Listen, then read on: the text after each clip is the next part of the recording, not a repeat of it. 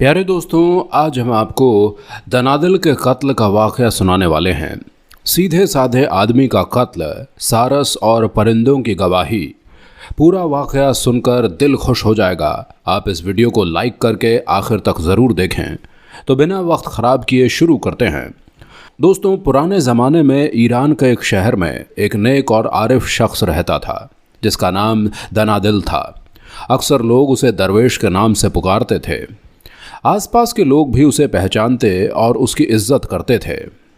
एक साल दरवेश ने हज का इरादा किया। दरवेश ने अपने दोस्तों को खुदा हाफिज़ कहा और चल पड़ा। उसके पास कपड़ों की एक मामूली सी गठड़ी और थोड़ा सा सफ़र का खर्च था। वो दिन को सफ़र करता और रात को रास्ते में किसी आबादी में क़याम कर लेता था। अभी उसके सफ़र का तीसरा दिन था कि एक काफ़िला सराय में जा पहुंचा, जो इस वक्त खंडर बन चुका था और चोरों और डाकुओं के रहने की जगह थी। और इस वक्त भी यहाँ डाकू ठहरे हुए थे। डाकुओं ने जब दरवेश को देखा कि एक गठरी इसके कंधे पर है तो बेहद खुश हुए और दिल में कहने लगे कि ये अकेला है और हमारा मुकाबला नहीं कर सकता। बस उन्होंने आव न देखा ताव और बेचारे दरवेश को पकड़ लिया और उसे मारने पीटने लगे। दरवेश ने जब अपने आप को गिरफ्तार देखा तो सबसे पहले अपना असा ज़मीन पर फेंक दिया और कहा, सब्र करो, मैं अकेला हूँ, इसलिए मेरी बात सुन लो, फिर जो चाहे वही कर गुजरना। चोरों ने कहा, खामखा अपने आप को तकलीफ़ न दो, तुम अपनी चुब्र जबान से हमारे चंगुल से आज़ाद नहीं हो सकते। दरवेश ने कहा, नहीं, मैं किसी हीले से काम नहीं लेना चाहता, सिर्फ इतना कहूँगा कि मेरे पास ज़्यादा रकम नहीं है, मेरा लिबास भी तुम्हारे काम नहीं आ सकता। मैं एक दरवेश हूँ और ज़ियारत के लिए जा रहा हूँ। मैं अकेला हूँ, इसलिए मुझे अजियत देना जवामर्दी नहीं है। मुझ मस्कीन को माफ़ करो। चोरों ने जवाब दिया, ए दरवेश, हमने अपना नाम चोर रखा है और हमें किसी शख्स की फ़िक्र नहीं होती कि वो दौलतमंद है या दरवेश है, बल्कि जिससे और जहाँ से भी हमारे हाथों कुछ आता है छीन लेते हैं और खा जाते हैं। अगर हम खूबी और बदी का सोचते तो कोई काम धंधा करते, रोटी कमाते और शराफत पसंद होते। दरवेश ने कहा, बहुत बेहतर, अब तुमसे ज़्यादा बहस फिजूल है। ये मैं हूँ और ये मेरी रही गठरी। मेरे पास थोड़ा सा सफ़र का खर्च है, वो भी ले लो और मुझे छोड़ दो ताकि मैं चला जाऊँ, और जिस सख्ती और दुश्वारी का सामना होगा अपनी ख्वाहिश पूरी करूँगा, और मेरी ख्वाहिश खाना एक काबा की ज़ियारत है। चोरों ने कहा, अजीब तरह के मर्द हो, हमें धोखा देना चाहते हो। अगर तुम्हें छोड़ दिया तो तुम लोगों के पास जाकर उन्हें हमारा ठिकाना बता दोगे और हमें गिरफ्तार करवा दोगे। बेहतर यही है कि तुम्हारी कोई वसीयत है तो हमें बता दो और आखिरी दुआ भी कर लो और मरने के लिए तैयार हो जाओ।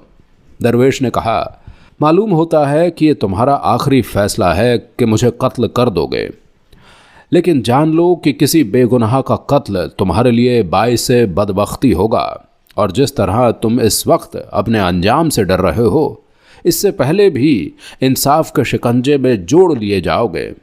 चोर हंसने लगे और कहा, इस लकदक सराहों में अदालत का पंजा कहाँ है और तुम्हारे कत्ल की कौन गवाही देगा? फिर हमें अपने अमल की सज़ा कैसे मिलेगी? बल्कि यह किस्सा तो यहीं ख़त्म हो जाएगा। चोरों ने अपने खंजर खींचे, इसे चारों तरफ से घेरा और इसके कत्ल का इरादा कर लिया। अब दरवेश को इनसे रहम की कोई तवक्को न थी। इसकी मिसाल एक शख्स की मानित थी जो ख़तरे में घिरे होते हैं और हैरान और परेशान चारों तरफ देखते हैं।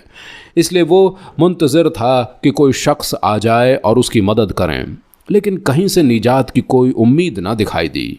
अलबत्ता इनके सरों पर सारसों का एक दस्ता उड़ रहा था, जिनकी चेक चेक की आवाज़ें आ रही थी।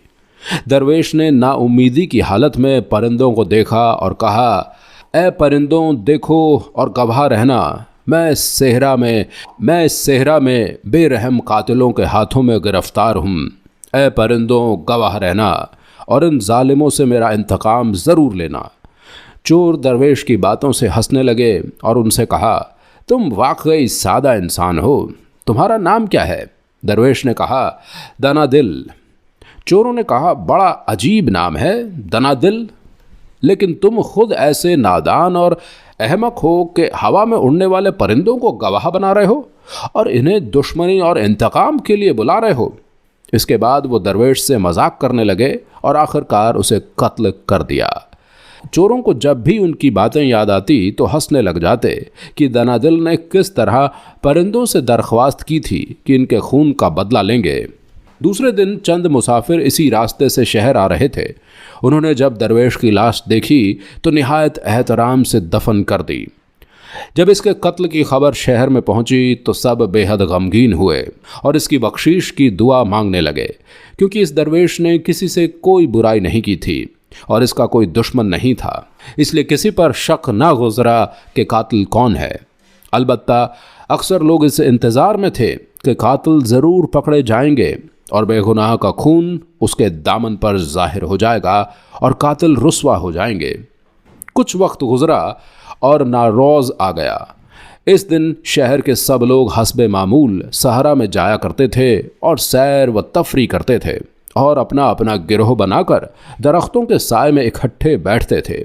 इत्तेफाक से चोरों का दस्ता भी सहरा में आया हुआ था, जो दरवेश के कातिल थे और बड़े पेड़ के नीचे एक कोने में बैठे खुश गप्पों में मशरूफ थे। इनके करीब चंद बच्चे भी एक पेड़ के नीचे बैठे हुए थे। कोई शख्स चोरों को नहीं पहचानता था, क्योंकि चोर भी दूसरे लोगों की ही तरह थे। इसके अलावा दरवेश के कत्ल का वाक़या भी लोगों के जहन से उतर गया था। अब तो कोई शख्स इसे याद भी नहीं करता था।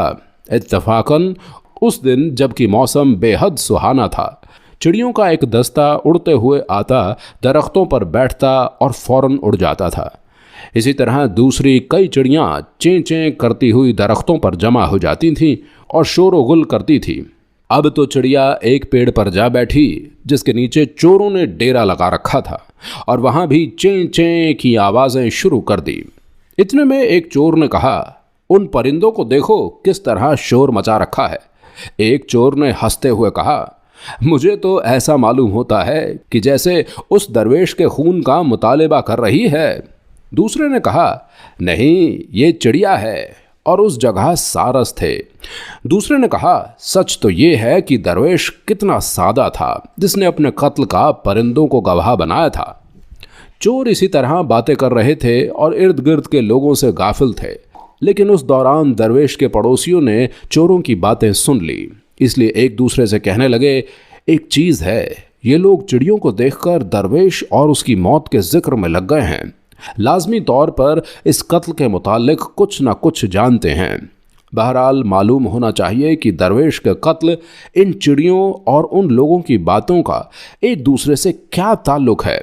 उन्होंने फौरन इस दिन की ड्यूटी पर मामूर चौकीदारों और सिपाहियों को इत्तला कर दी। इसलिए चोरों का दस्ता गिरफ्तार हो गया और पूछताछ के लिए पाबंद कर लिया गया, क्योंकि हमेशा बुरे लोगों का आपस में इख्तलाफ हो जाता है। इसलिए उन्होंने कत्ल का इकरार कर लिया और एक दूसरे पर इल्ज़ाम लगाने लगे। आखिरकार बेगुनाह का खून रंग लाया और हवा में उड़ने वाले परिंदों ने गवाही देकर अपना काम सर अंजाम दे दिया और चोर अपने अंजाम को पहुंच गए। तो दोस्तों, आज की इस वीडियो में इतना ही। उम्मीद करते हैं कि आपको ये वीडियो ज़रूर पसंद आई होगी। अगर वीडियो पसंद आई हो तो इसे लाइक कर दें। मिलेंगे एक और नई वीडियो में, तब तक के लिए खुदा हाफिज़।